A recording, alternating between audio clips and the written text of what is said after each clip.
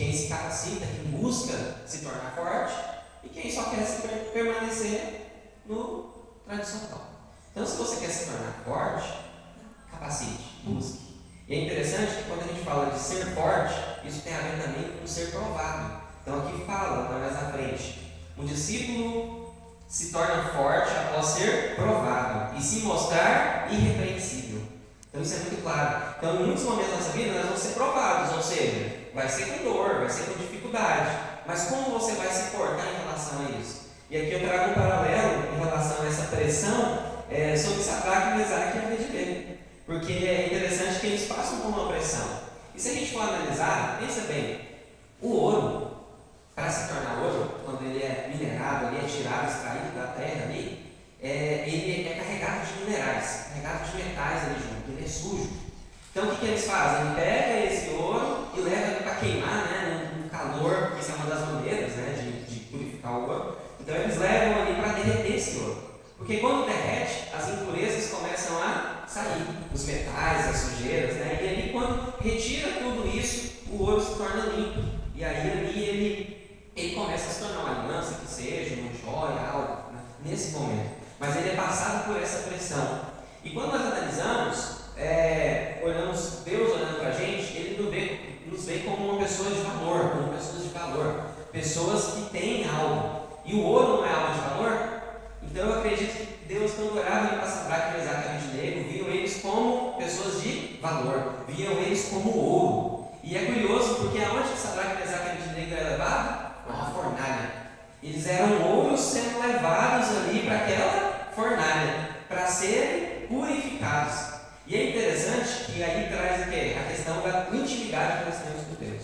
E eu pergunto, hoje você tem sido uma pessoa pura aos olhos de Deus? Ou você tem sido impuro nas suas decisões, na sua tomada de decisão, seja onde você está, no seu trabalho, no seu serviço, na sua casa?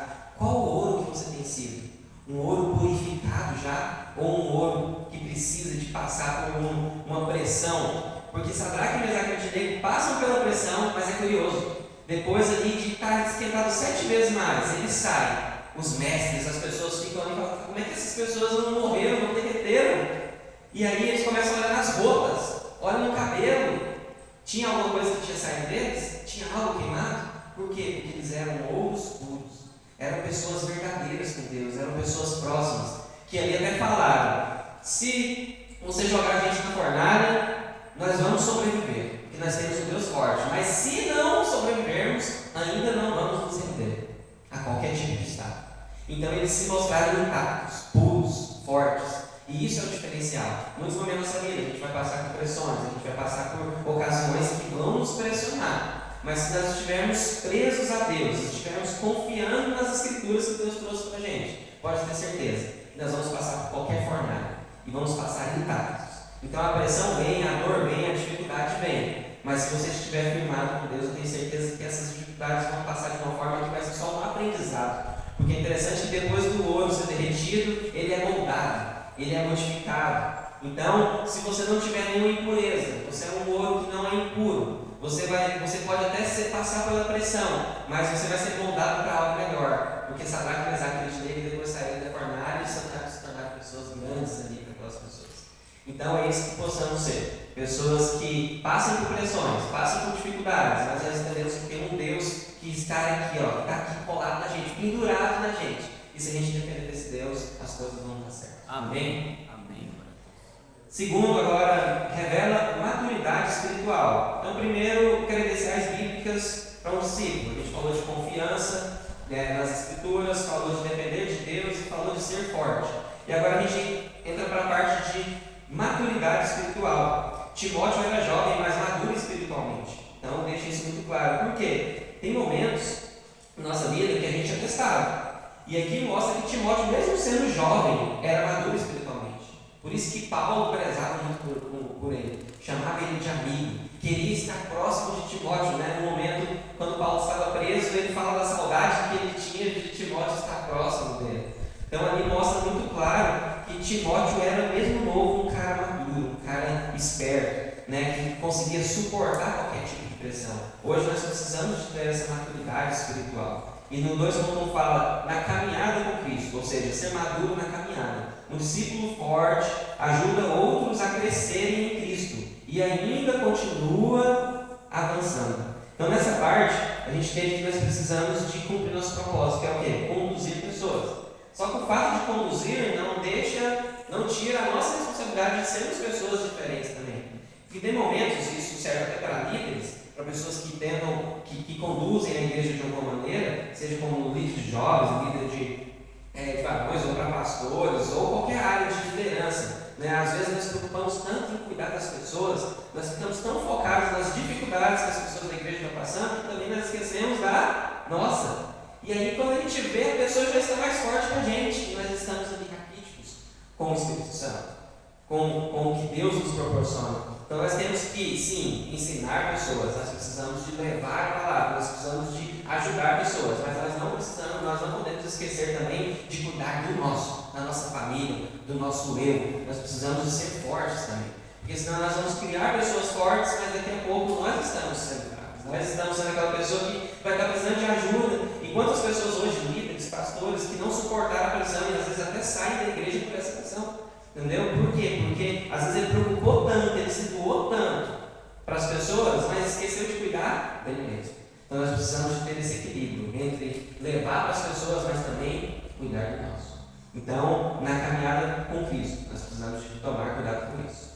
Segundo, 2.2, no relacionamento com as ovelhas. Com o objetivo de ser exemplo dos fiéis, o discípulo de Cristo tem de mostrar maturidade no relacionamento interpessoal, cuidando de cada um conforme a sua estatura espiritual. Isso é muito bom. Por quê? Hoje nós temos uma igreja, em muitas das igrejas, que está sendo uma igreja machucada. É uma igreja cheia de rachaduras. Por quê? Porque é uma igreja que tem dificuldade em relacionamentos interpessoais. Ou seja, a pessoa passa e às vezes não cumprimentou a outra por algum motivo específico, às vezes estava preocupado ali, olhando alguma coisa no celular, resolvendo algo, e não passa e cumprimenta a pessoa. A pessoa ali, para aquilo ali, já é um motivo de a pessoa falar, nossa, aquela pessoa é orgulhosa, aquela pessoa é complicada, não vou cumprimentar mais essa pessoa não. E ali começam os conflitos dentro da igreja. Nós entendemos que a igreja é feita por pessoas. Então, sendo pessoas, nós temos sim dificuldades de relacionar, de criar vínculos, de ter amizades, de entender todas as pessoas.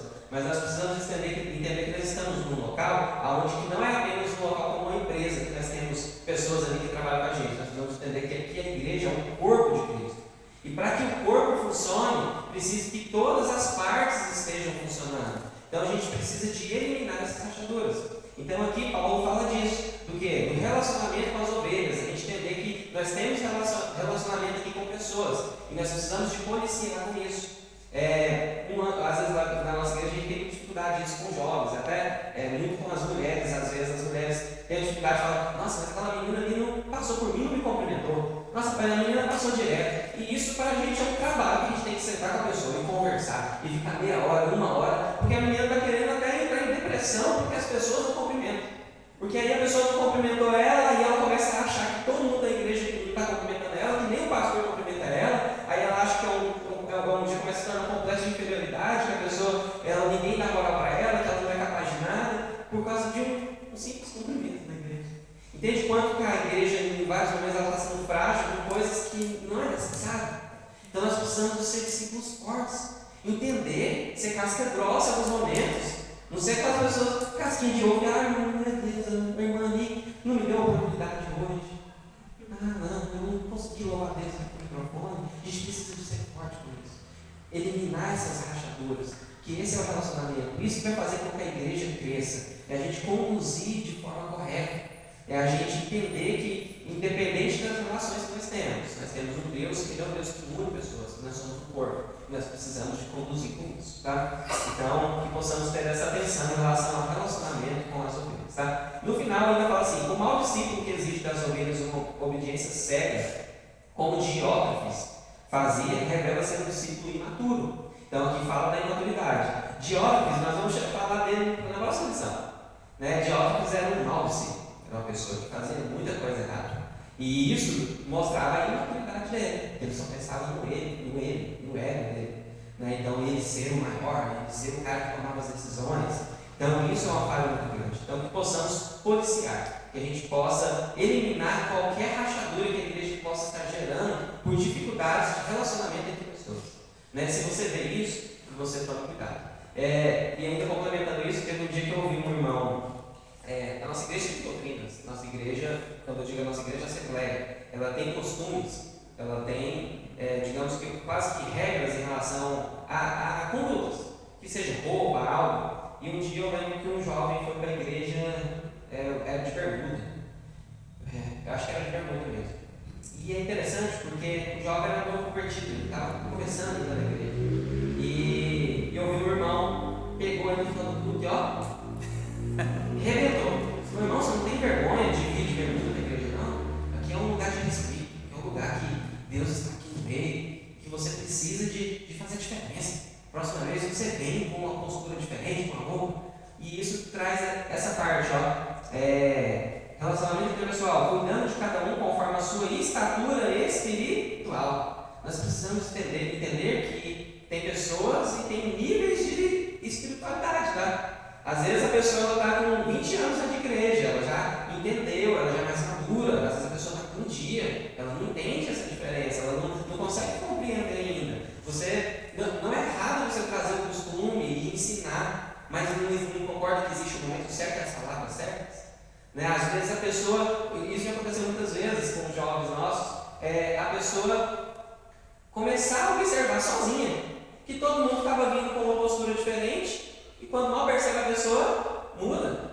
Nós temos um jovem da igreja que ele era daqueles jovens do estilo de olho, era roupona largona assim, grande, calçona gigante, tênisão assim, doidão, aí vinha com as correntes, tinha vezes que vinha com boné reta, assim, né, na igreja, mas era um menino que entregava o máximo na igreja. Eu falei, esse menino tem potencial, esse menino aqui vai ser um grande homem aqui na igreja, um cara que vai ser um diferencial para Deus. E aí, aos poucos, a gente comentava algo. Então, no momento falava do cabelo de alguém, falava, ô jovem, para não falar o nome dele, ô jovem, cara, como é que é o seu cabelo aí? Você só fica de boné, cadê o seu cabelo? Vamos ver como é que é. Eram umas dicas, a gente ia dando as dicas. E ao longo do tempo ele foi passando e foi observando, mas todas as pessoas têm essa conduta, todas as pessoas vestem dessa maneira, né? Então eu vou começar a me portar dessa maneira. Aos poucos ele foi mudando. Hoje ele está vestido melhor que nós todos, não? Ele está vestido melhor que nós todos. Hoje o menino vem no estilo, com um sapato alinhado. Não que o sapato traga espiritualidade, não. Mas ele entende que a atitude dele, de uma conduta cristã, ele quer ser uma pessoa diferente, ele quer trazer a diferença. Aí ele vem com um blazer chique, assim, bonito, né? Ele é jovem, então muitas vezes não vai usar aquele terno com a gravata, mas ele vem no estilo, né, amor? Então, quase todo mundo ficar de terno blazer, assim, bonito, elegante, que diferença. E isso, assim, são há poucos meses que ele criou essa modificação.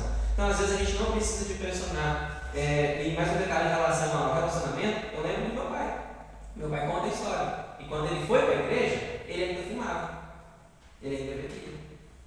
E ele tinha muita dificuldade de sair disso. E a igreja abomina isso. Beleza, mas aí você vai expulsar a pessoa no primeiro dia da igreja porque ele bebe? Hoje nós temos muitas pessoas que não estão na igreja por medo de julgamento.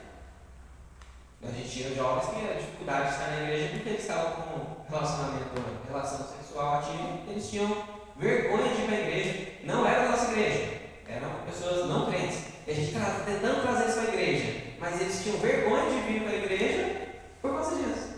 Porque às vezes a gente pressiona tanto que é que no primeiro dia a pessoa mude e a gente entende que isso é papel do Espírito Santo. Quando a pessoa começar a entender a palavra verdadeiramente, você começar a discipular a pessoa que essa lição fala, e isso vai trazer mudança. E a pessoa vai começar a entender. E meu pai foi dessa maneira. E eu lembro que ele falando para mim que ele chegou na igreja e ele tocava guitarra. A igreja era pequena, é a nossa igreja lá, a Assembleia de Deus, ela era pequenininha. E meu pai tocava guitarra. E aí ele tocou um dia lá e o pastor gostou muito. Eu não lembro nem qual era o nome do pastor da época. E aí o meu pai, ele mesmo se sentiu culpado, falou, pastor, eu acho que eu não posso tocar aqui, eu não posso estar aqui, porque eu ainda estou fumando. Eu estou tentando largar de fumar, mas eu estou com muita dificuldade. Então, de um momento ou outro, eu tenho essa dificuldade. E o pastor, com sábias palavras, entendendo a estatura espiritual do meu pai, que estava ali no começo de se tornar um discípulo, Ele falou, não, vem para a igreja. No dia que der aqui você vai me trazer. Ele viu, ele entendeu a verdade do meu pai. Ah, isso nós vamos fazer com todos? Não. Tem pessoas que vão fazer isso agindo de má fé. Tem pessoas que você entende que está nisso de propósito, que a pessoa ela não quer sair. Mas o pastor ele soube entender e ver a verdade do meu pai. E aí ele falou, não, pode vir que aos poucos isso aí vai sair. E aí ele começou a discipular meu pai. E quando podia, meu pai estava ali, então meu pai começou a entrosar com a igreja, criar vínculos, criar amizades. E nisso, em pouco tempo, em poucas semanas, ele largou de fumar, ele largou de beber. E meu pai se tornou uma pessoa que se tornou líder de jovens, que foi líder do pastor Elber, né? Que eu vejo hoje, eu fico imaginando, nossa, nós somos líderes de jovens, né, amor? Se a gente tiver a oportunidade de ver um dos nossos liderados se tornar pastor um dia, vai ser um orgulho para mim. Então eu fico imaginando o meu pai vendo o pastor Elber aqui e outros que ele liderou e vê hoje levando a palavra de Deus, sendo pastores. Então, olha da onde meu pai começou e o que o pastor agiu com ele e o que meu pai fez como discípulo para crescimento. Imagina se o pastor tivesse agido de forma errada com ele, não tivesse tido essa sabedoria. Será que talvez o pastor Elber tivesse sido pastor hoje? Porque talvez Deus usou um instrumento para capacitar pessoas. E esse era meu pai.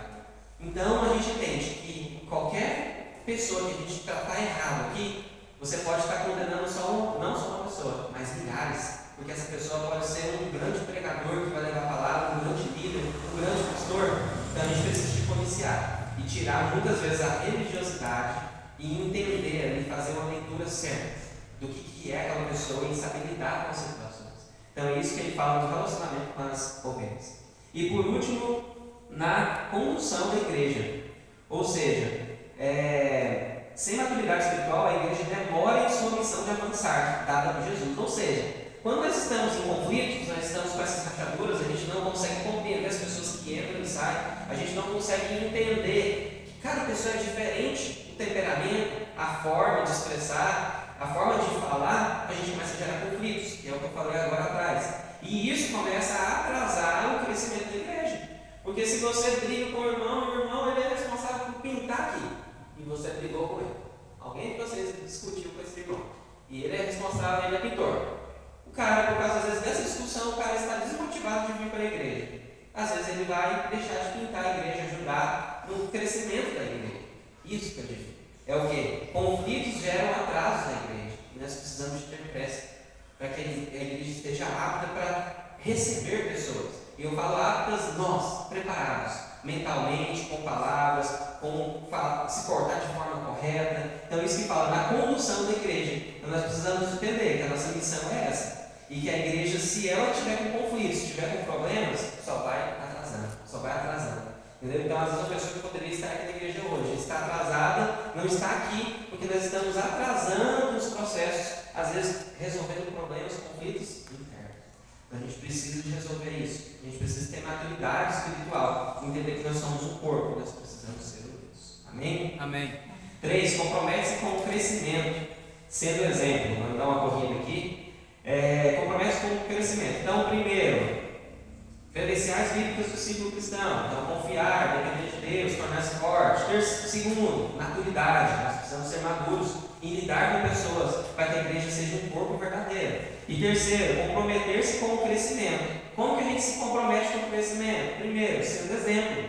Por quê? Às vezes não são só palavras, é como a gente se porta. Então, às vezes a gente olha o irmão na igreja, ele desmerece as pessoas, ele não trata a pessoa bem, ele é ignorante, ele não dá moral. E aí você fala, será que essa pessoa, mesmo que ela fala bem, ela pega aqui no microfone e fala palavras bonitas, será que ela está sendo um bom exemplo? A pessoa que entra, às vezes conhece ela lá fora. Ela olha e fala, mas esse cara é da igreja? É esse cara que pega aqui no microfone, traz a palavra? Não quer para a igreja, não. Então nós precisamos ser exemplos. E esse exemplo não é apenas aqui na igreja, é onde a gente estiver. Então, o exemplo fala muito mais do que palavras. Então a gente precisa de policiar com isso. Como nós estamos nos portando. Né? O Anderson estava falando agora há pouco, está fazendo faculdade de Direito, então ele falou que é um cristão. Hoje as pessoas já chamam ele de pastor lá no curso. Bom, que seja então. Né? Por quê? Porque eles estão então vendo você, o seu exemplo, a sua forma de agir, a forma que estão considerando isso. Agora o problema é se ele estivesse falando, Anderson, o cara que se acha pastor. O cara que se acha crente. E é tão interessante que, por causa, né, desse título que nós levamos de cristão, levamos Jesus aqui nas costas, até no falar nos comentários, tem que ser com sabedoria. Porque cristão, né, é pequenos cristos, né? Então ali eu sou um pequeno Cristo que está ali sendo salvo naquele lugar. E se eu falo que sou cristão, me chama de pastor e eu falo palavra toda. Exatamente. Então, nós temos que ser exemplos. Todos os momentos. E as pessoas estão olhando pra gente, tá? Às vezes a gente pensa, não, mas eu não estou sendo certo. Tá assim. Ixi, quantas vezes já aconteceu comigo? A pessoa fala, você tem cara de cristão, hein? Nossa, você é. Ou então, se eu cometer um erro, a pessoa, hein? Você não é crente não, rapaz? Então nós temos que estar policiando, porque mais do que palavras são o que a gente faz, como a gente age, nossas atitudes. Então seja exemplo, para a gente crescer, para a gente fazer grandes discípulos aqui, nós precisamos ser exemplo. Eu vi uma dinâmica psicológica da seguinte forma, a seguinte ilustração. Uma mãe lendo um livro para uma criança e essa mãe ela se encontrava sentada no chão. O pai chega, pega uma cadeira e coloca a mãe sentada na cadeira. E isso ele faz por 3 vezes. Na 4ª vez, a mãe está sentada no chão, do mesmo formato. A criança, ela vai lá, ela pega a cadeira e coloca a mãe dela sentada para continuar lendo a leitura.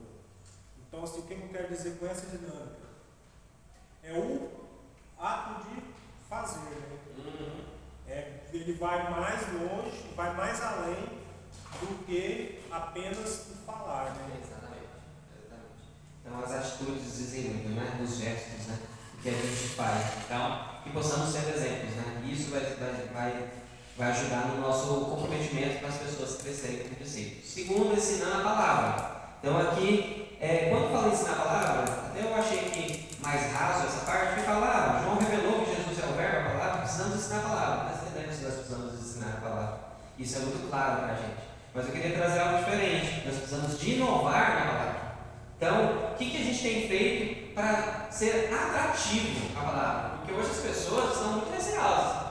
As pessoas que antigamente funcionavam, a pessoa, como eu disse agora, está lá no ônibus lá, e o cara começava a pregar, e Jesus está próximo de vir, funcionava. Eu lembro que meu pai fala que eu era novinho, eu tinha 5 anos de idade, faz mais de 20 anos isso. Meu pai fala que pegava aqueles caminhões grandes e ia falando no microfone, parava num lugar, naqueles caminhões com som e tudo, e começava a pregar. E era a pregação no 12 mesmo, falando, se você não reconciliar, se você não voltar para Cristo, né, você pode ir para outro lugar, ir para o inferno.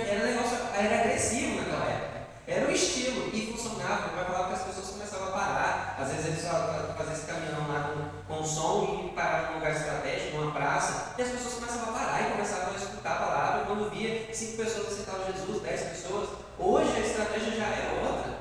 Hoje, às vezes, esse caminhão ali não vai funcionar, porque as pessoas hoje são muito críticas, as pessoas têm acesso à informação. Hoje eles conseguem entrar lá e ver uma pregação na internet, então o cara vai querer parar, às vezes, para ver um caminhão que parou ali para trazer uma palavra, às vezes não. Então a gente precisa de ter o quê? Buscar inovação, a gente precisa de entender a demanda de hoje. O que é que a gente faz dentro dos princípios cristãos, né? Para que a gente não saia também do que Deus determinou para a gente, mas que a gente possa fazer para trazer esse diferencial. Eu mesmo uso a estratégia no trabalho, por exemplo, de esperar a dor da pessoa.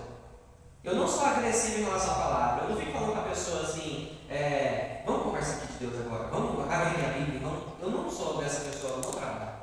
Eu respeito as pessoas para que elas tenham comigo essa confiança. Aí no momento certo, as pessoas sabem que as pessoas estão lá. A pessoa fala, nossa, Thiago, está tão difícil lá em casa, está tão complicado, ele me deu uma deixa, para que eu pudesse entrar. Né? Tem um dia que a menina falou, Thiago, ora para minha irmã, ela está com problema de saúde, que ela me deu uma brecha para poder falar. E aí eu não falei só assim, beleza, vou orar, não. O que você tem feito? E aí eu comecei a trazer uma palavra. Então a gente ser estratégico, usar os momentos certos, inovar na palavra. Então aqui o ensinar a palavra, eu não quero trazer só, vamos levar a palavra de Deus. Não, vamos ser diferentes, vamos ser estratégicos. Vamos agir com exemplo e no momento certo a gente vai usar as palavras certas. Então nós precisamos ter essa inovação. Né? Antigamente tinha aqueles folhetinhos, né? A gente saía na praça da feira entregando, né? Hoje ainda a gente faz algumas entregas, mas hoje você consegue entregar esse folhetinho por internet WhatsApp para 5.000 pessoas em 1 minuto.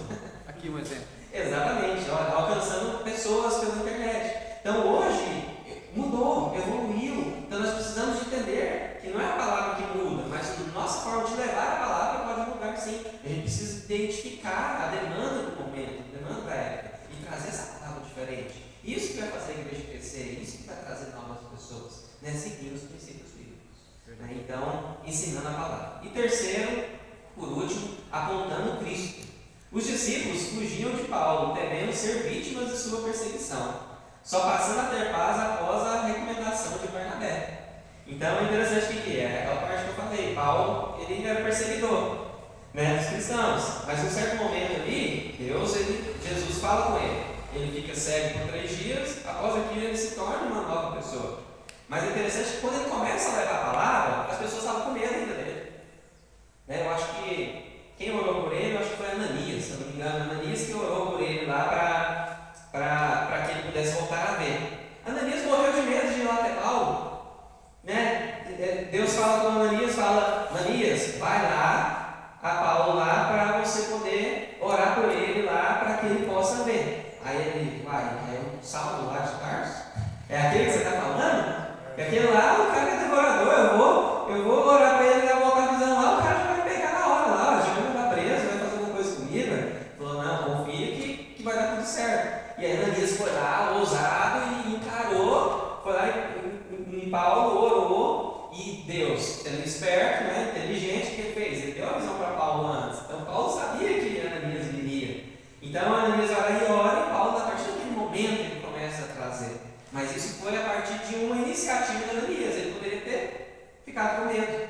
Né? Ele falou, não, eu poderia ficar parado ali, mas não, ele foi lá. E logo depois, quando Paulo começa a levar a palavra, as pessoas ficam tudo com medo. Falam, esse cara aí, rapaz, ele era um perseguidor há dias atrás. Agora ele está querendo fazer isso aqui só para agrupar a gente. Quando agrupar, vai pegar todo mundo. E aí chega Barnabé e encara isso. Barnabé chega e fala, não, gente, leva lá para os apóstolos, leva Paulo para os apóstolos e fala, não, esse cara aqui agora é um cara diferente.